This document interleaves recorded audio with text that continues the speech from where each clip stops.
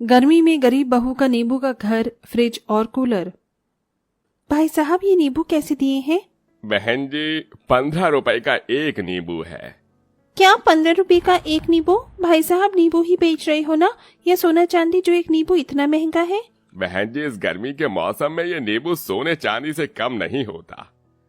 उस नींबू वाले की बात सुन पांचों बहुएं कुछ नहीं कहती और 15 रुपए देकर एक ही नींबू लेकर आती हैं और उससे सबके लिए नींबू पानी बना देती हैं। इस नींबू पानी में तो बिल्कुल स्वाद ही नहीं आ रहा है। आएगा भी कैसे? एक नींबू से 11 लोगों के लिए नींबू पानी बनाया है। आजकल मार्केट में नींबू बेचने वालों की अच्छी कमाई हो रही है। काश हम लोग भी नींबू बेच पाते।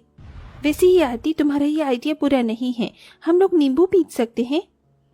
लेकिन कैसे? हमारे पास तो एक से दूसरे नींबू खरीदने के लिए पैसे ही नहीं है, और तुम नींबू बेचने की बात कर रही हो। जिस नींबू से हमने ये नींबू पानी बनाया है उसके बीज अभी रखे हुए हैं, तो क्यों ना हम उसके बीज अपने घर आंगन में बो दें। कुछ ही हफ्तों में हमारे घर आंगन में भी नींबू का पौधा उग जाएगा, फिर हम लोग भी आसानी से नींबू बेच सकते हैं। कनिका की बात सुन सभी लोग बहुत खुश होते हैं, जिसके बाद पांचों बहुएं उस नींबू के बीज को ले जाती हैं और उस घर के आंगन में बो देती हैं और हर रोज पानी देने लगती हैं। अरे सुनती हो, जरा एक गिलास पानी लेकर आना। ये लीजिए पानी। ये कैसा पानी है? ये पानी क्या तुम गर्म करके लेकर आई हो? जी नहीं, ये मटके का ही पानी है जो गर्मी की वजह से इतना गर्म हो चुका है। कितनी बार कहा था कि एक फ्रिज ले आओ, लेकिन आज तक आप लोगों से एक फ्रिज नहीं लाया गया। अगर फ्रिज होता तो हमें रोज यूं गर्म पानी न पीना पड़ता। हम किसी कलेक्टर के ऑफिस में काम नहीं करते, बल्कि मजदूरी और सड़कों पर झाड़ू लगाते हैं। कहाँ से लेकर आएंगे इतना महंगा फ्रिज? नमन की बात सुन सभी लोग चुप हो जाते हैं कि तभी आज जमनापुर वाली मौसी की चिट्ठी आई थी। वो कह रही थी कि वो अगले हफ्ते हमारे घर आएंगी। नहीं नहीं, तेरी मौसी की चिट्ठी लिखकर मना कर दे कि हम लोग बाहर जा रहे हैं। लेकिन क्यों माँ जी, आप मौसी जी को घर आने से क्यों रोक रही हो? जरा हमारे घर के हालात तो देखो। ऐसी हालत में मैं कैसे उसे घर बुला लूं? हमारा घर देखा है, अगर किसी ने जोर से खांस दिया तो कहीं इसकी छत ही न टूट जाए। ऊपर से इसकी दीवार तो देखो, लगता है जोर से धक्का मारते ही दीवारें भी टूट जाएंगी। ना तो ढंग का घर है और ना ही एक कूलर। भला इतनी गर्मी में वो यहाँ कैसे रहेगी? मेहमानों को बुलाकर हमें अपने घर की बेइज्जती थोड़ी ना करवानी है। कलावती की बात सुन सभी लोग उदास हो जाते हैं। अपनी गरीबी के चलते वो किसी मेहमान को भी अपने घर नहीं बुला सकते थे। ऐसे ही समय गुजरने लगता है और अब पांचों बहू ने जो नींबू का बीज बोया था उसमें से नींबू का पौधा उगाया था, जिसके अंदर अब नींबू भी आ गए थे। ये नींबू तो काफी अच्छे हैं, लेकिन ये तो बहुत कम है। इन्हें बेचकर हम लोग क्या ही पैसे कमाएंगे? एक काम करते हैं ना, जिस तरह हमने एक नींबू का बीज बोया था वैसे ही कुछ और नींबू के पौधे बो देते हैं, फिर तो हमारे पास ढेर सारे नींबू होंगे।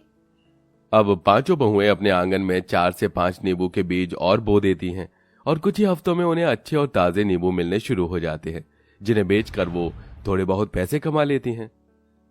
30 रुपए के नींबू देना।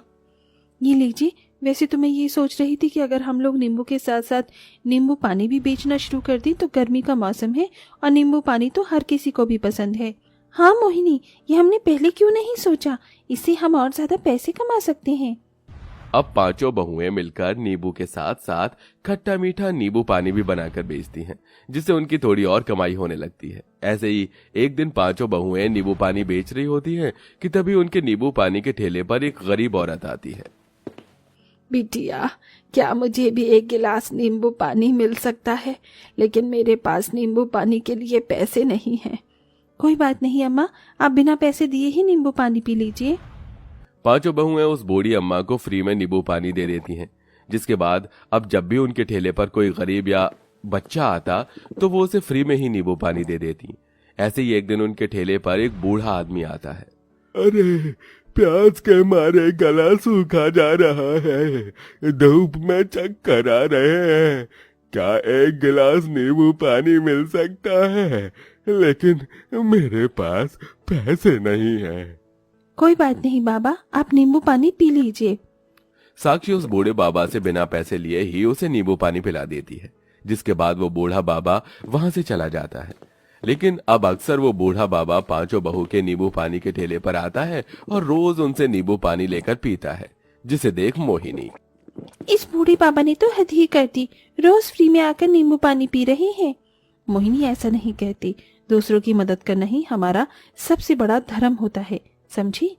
एकता इतना बोल ही रही होती है कि तभी उनके ठेले पर फिर से वो बूढ़े बाबा आते हैं, जिसे देख एकता उसे नींबू पानी देती है।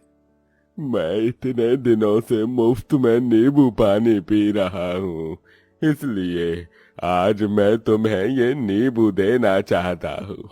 इसके बीज को तुम अपने आंगन में बो देना।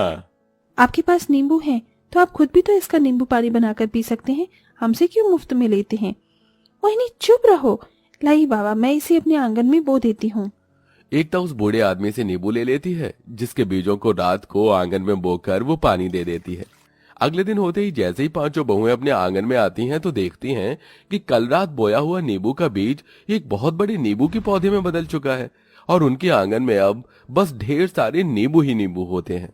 हे भगवान, ये क्या, हमने कल रात को ही तो पौधे बोए था और आज सुबह इसमें इतने सारे नींबू आ गए। साक्षी इतना कह रही होती है कि तभी उसे पौधे में से कुछ नींबू सुनहरी रोशनी के साथ चमकते हैं और उनकी आंख नाक भी निकल आती है। हम जादुई नींबू हैं, इसलिए।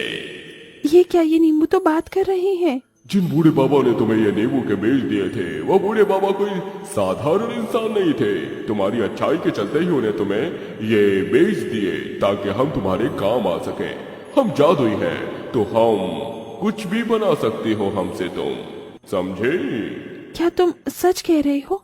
इसका मतलब हम इन जादुई नींबू की मदद से घर, कूलर, फ्रिज, बेड, कुर्सी सब कुछ बना सकते हैं। हाँ, क्यों नहीं।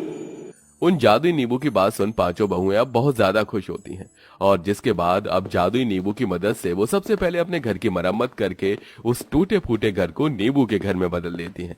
जिसके बाद अब वो नींबू से फ्रिज बनाती हैं और साथ ही साथ कूलर और इसी के साथ घर में इस्तेमाल होने वाले काफी सारे सामान भी बनाती हैं। नींबू से बना होने के बाद भी वो घर इन पत्थर जैसा मजबूत था। वहीं नींबू से बने हुए फ्रिज और कूलर बिल्कुल असली फ्रिज कूलर की तरह ही काम कर रहे थे। मुझे तो यकीन ही नहीं हो रहा है कि मैं नींबू से बने हुए घर में रह रही हूँ, नींबू से बने हुए कूलर की ठंडी ठंडी हवा खा रही हूँ और नींबू से बने हुए फ्रिज का ठंडा पानी पी रही हूँ। ये सब तुम्हारी वजह से ही हो पाया है। अगर तुम लोग नींबू के बीज न बोती तो कभी ऐसा नहीं होता। अब सारा परिवार नींबू से बने घर में आराम से रहने लगता है। वहीं पांचों बहुएं भी अब नींबू पानी के साथ साथ नींबू का अचार और नींबू से बनी हुई 3-4 तरह की चीज बनाकर बेचती हैं। ऐसे ही एक रोज पांचों बहुएं अपने ठेले पर इस सारा सामान बेच रही होती हैं कि तभी क्या हुआ मोहिनी? अरे इस गर्मी में इन सीढ़ियों की वजह से मेरे हाथ पैर छिल गए। देखो कैसे गर्दन के पास भी खमौरियां हो गई हैं। मेरी भी कुछ ऐसी ही हालत है। गर्मी में पांचों बहुएं अपनी साड़ी को लेकर काफी ज्यादा परेशान होती हैं कि तभी एकता के दिमाग में एक ख्याल आता है। मैं सोच रही थी कि क्यों ना हम लोग अपने लिए नींबू से साड़ी बनाए। तुमने देखा नहीं नींबू से बना हुआ घर हमारा कितना ठंडा रहता है। अगर हम लोग नींबू से साड़ियां बनाएंगे तो हमें ना ही तो गर्मी लगेगी और ना ही कोई परेशानी होगी। एकता की बात सुन चारों बहुएं पहले तो हंसती हैं, फिर उन्हें भी एकता का आइडिया काफी ज्यादा पसंद आता है। जिसके बाद अब पांचों बहुएं मिलकर उन जादुई नींबू की मदद से अपने लिए नींबू की साड़ियां बनाती हैं, जिन्हें पहनकर उन्हें बिल्कुल भी गर्मी नहीं लगती। इन नींबू की साड़ियों को पहनकर तो बिल्कुल गर्मी नहीं लग रही है। ऐसा लग रहा है कि जैसे मैं बर्फ के घर के अंदर बैठी हूँ।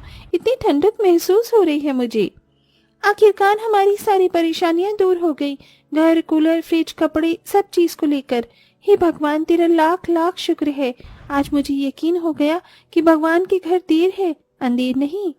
अब पांचों बहुएं उन जादुई नींबू को बाहर के शहरों और गांवों में आधे दामों में सप्लाई करती हैं, जिससे अब हर कोई उनसे ही नींबू खरीदता है और अब धीरे धीरे उनकी फाइनेंशियल कंडीशन भी ठीक होने लगती है।